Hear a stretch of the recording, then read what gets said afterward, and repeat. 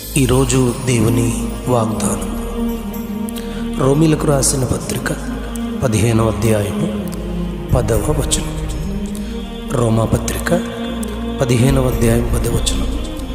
అన్యజనులారా ఆయన ప్రజలతో సంతోషించుడి. అన్యజనులారా ఆయన ప్రజలతో సంతోషించుడి. ఈ వచనాన్ని సరైన రీతిలో మనం అర్థం చేసుకోవడానికి మనం ప్రయత్నించాలి. దేనికంటే దేవుడు ఈ లోకంలో దేవుని ప్రజలుగా పేతురు రాసిన మొదటి పత్రిక 2వ అధ్యాయం 9వ వచనంలో దేవుని సొత్తైన ప్రజలుగా దేవుడు మానవులను ప్రత్యేకించి దేవుని ప్రజలుగా ఎన్నుకున్నారు. అంతేకాదు రోమా పత్రిక 15వ అధ్యాయం 16వ వచనంలో అన్యజనుల నిమిత్తము యేసుక్రీస్తు పరిచారకుడుగా పౌలును దేవుడు ఎన్నుకున్నట్లుగా ఇక్కడ మనం చూస్తాం.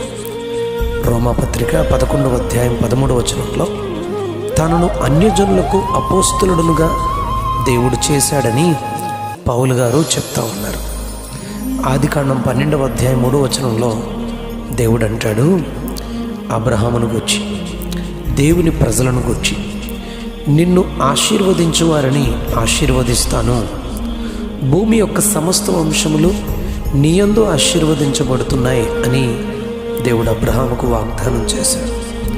దేవుడు సౌలును వెలుగుతో దమస్కు గేటు దగ్గర దర్శించినప్పుడు అననీయతో దేవుడు ఇలా చెప్తా ఉన్నాడు, సౌలును గూర్చి అన్యజనుల ఎదుట, రాజుల ఎదుట, ఇశ్రాయేలుల ఎదుట నా నామము భరించుటకు ఇతడు నేను ఏర్పరచుకున్న సాధనము అని పౌలును గూర్చి దేవుడు మాట్లాడారు. ఓ మాటలో చెప్పాలంటే దేవుని ప్రజలను అన్యజనులకు ఆశీర్వాదకరముగా, రక్షణార్థముగా, దేవుని తెలుసుకోవడానికి వారిని దేవుని ప్రజలుగా దేవుడి భూమి మీద ఆయన అందుబాటులో ఉంచారు. 3 విషయాలు నేను మీతో మాట్లాడతాను. మొదటిది, యెరికో అనేటువంటి పట్టణాన్ని వేగు చూడడానికి, యెరికో అనే పట్టణాన్ని వేగు చూడడానికి యెహోషువ 2 మనుష్యులను పంపిస్తాడు. ఆ సమయంలో వారు దేవుని ప్రజలని ఈ దేశంలో వేగు చూడడానికి వచ్చినటువంటి వారిని గుర్తించి రహాబు అనే వేశ్య తన ఇంట చేర్చుకొని, ఆమె అన్యురాలు వేశ్య, దేవుని ప్రజలైన వారిని వేగు చూడడానికి వెళ్ళిన 2 చేర్చుకుని వారిని ఘనపరిచి సంతోషంతో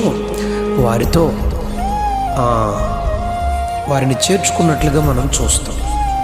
ఆ చేర్చుకున్న కారణంతో నాశనం చేసే సమయంలో, యెరికోను నాశనం చేసే సమయంలో వారి కుటుంబాన్ని ఎర్రని నూలు కిటికీకి కట్టమని వారిరువురు చెప్పి ఎర్రని నూలు కట్టిన ఆ కారణంతో చేర్చుకున్న దేవుని ప్రజలతో సంతోషించిన వారి కుటుంబాన్ని, రహాబు కుటుంబాన్ని దేవుడు రక్షిస్తాడు.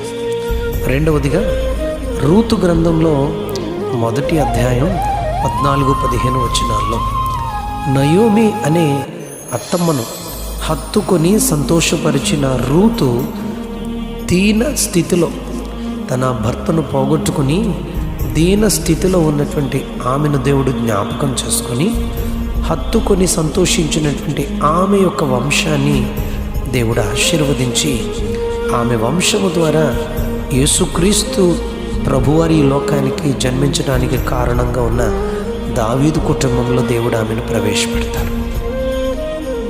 అలాగే ఐగుప్తులో 3వదిగా ఇశ్రాయేలు ప్రజల్ని బాధించుచున్న ఫరో మంత్రసాలను చూసి, కాన్పు పీటల మీద మీరు చూసినప్పుడు ఆ హెబ్రీ స్త్రీలను, మగపిల్ల ఆమె జన్మ ఇస్తే వారిని ఆ కాన్పు పీటల మీద చంపండి, ఆడుదైన ఎడల బ్రతకనివ్వండి అని చెప్తాడు. నిర్గమకాండం 16వ అధ్యాయము 1వ అధ్యాయం 16-21 వచనాల్లో ఈ మాటలు మనం చూస్తాం. కానీ వారైతే దేవుని ప్రజలతో వారు సంతోషించి వారికి మేలు చేసి మగపిల్లను బ్రతుకనిచ్చిన వారుగా వారు ఉన్నారు. అందుకని దేవుడు మంత్రస్థానులకు వంశాభివృద్ధి కలుగు చేసినట్లుగా మనం చూస్తాం.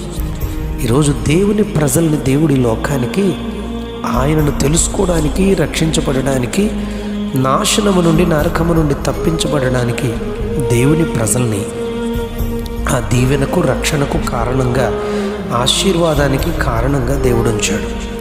అన్యజనులైన వారికి దేవుని ఆహ్వానం ఏంటి అంటే, దేవుని ప్రజలైన వారు అన్యజనులైన వారికి సంతోష కారణంగా, ఆశీర్వాద కారణంగా ఉండడానికి దేవుడు ఏర్పాటు చేశాడు. కాబట్టి అన్యజనులకు దేవుని ఆహ్వానం ఏంటంటే, అన్యజనులారా దేవుని ప్రజలతో మీరు సంతోషంగా ఉండండి అని దేవుడు ఆహ్వానిస్తూ ఉన్నాడు. ఈ ఆహ్వానాన్ని నువ్వు గుర్తించి నీవెవరైనా దేవుని ప్రజలతో నువ్వు సంతోషించే ఒక వ్యక్తిగా నువ్వు భూమి మీద ఉన్నట్లయితే, రూతును ఆశీర్వదించిన హత్తుకొని రూతును ఆశీర్వదించిన దేవుడు, అలాగే బాధించవలసిన పరిస్థితిలో మరి ఆ రహాబు అనేటువంటి వేశ్య దేవుని ప్రజలను చేర్చుకున్నట్లుగా దేవుని పిల్లలను చేర్చుకుంటే దేవుని దీవెనలకు, ఆశీర్వాదానికి మనం కారణమవుతాం. అందుకనే దేవుని ప్రజలను ప్రేమిద్దాం, దేవుని ప్రజలతో సంతోషంగా ఉందాం. మనం ఎవరమైనప్పటికీ రక్షణకు కారణంగా దేవుడి లోకంలో దేవుని ప్రజలను దేవుడు ఉంచాడు. మీరెవరైనా, నేనెవరైనా దేవుని ప్రజలను గుర్తించి దేవుని ప్రజలతో సంతోషంగా ఉందాం. ఆ కారణమైనటువంటి ఆశీర్వాదాన్ని దేవుని నుండి పొందుకుందాం. ఈ మాటలు ప్రభు మన వెనుకట్లు దీవించునుగాక. ఆమేన్.